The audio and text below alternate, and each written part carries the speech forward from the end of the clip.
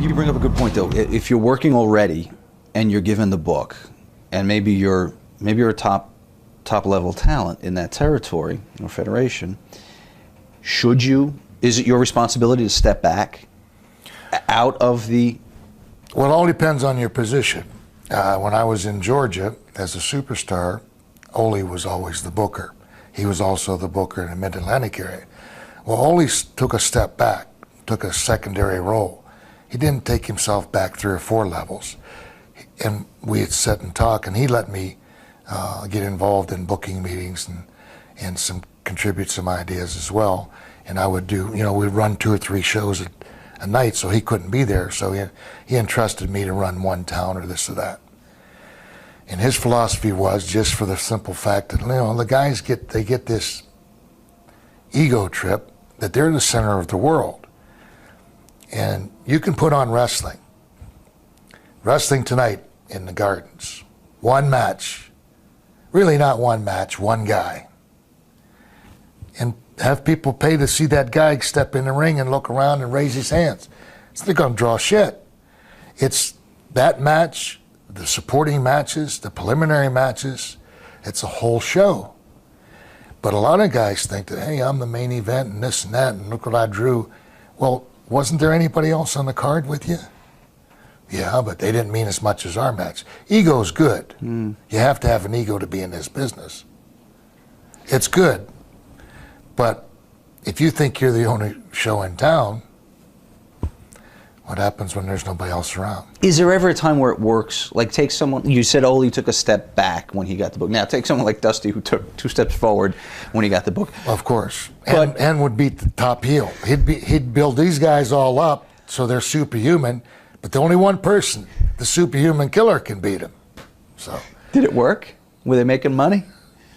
Is that the only factor? I mean, honestly, tell me, what do you think? Who was? The Dusty example, for one. Dusty example is not a good example for me because Dusty and I never got along. Okay. For the simple fact that I had the philosophy, and I got it from Ole, I got it from George Scott.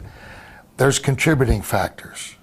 There's a star, like when Hogan was the franchise. But even Hogan wouldn't be able to draw without Morocco or the Iron Sheik or somebody else. Who's he going to go against?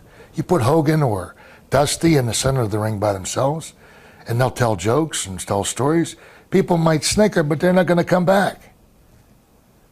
But Ole, like I said, he never took himself out of it because he was always cautious to the fact that maybe there is going to be a Dusty that comes in and, I need to do this, do that. And he doesn't show up that night. Right. So here's a good fill-in. He was always strong, and he wasn't worried about losing up and down.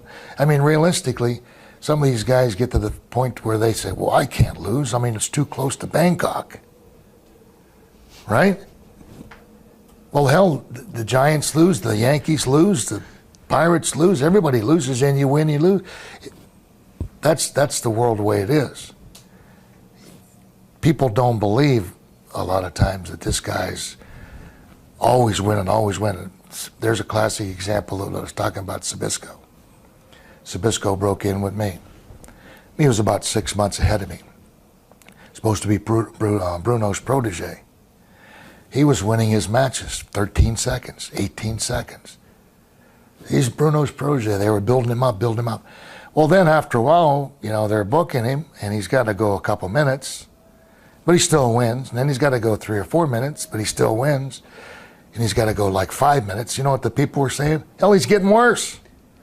Instead of getting, 10 minutes and 15 minutes and being good, the fans were saying, hell, he's getting worse. I knew when he used to beat these guys in 15 seconds. That's funny. And it's true. Yeah. So.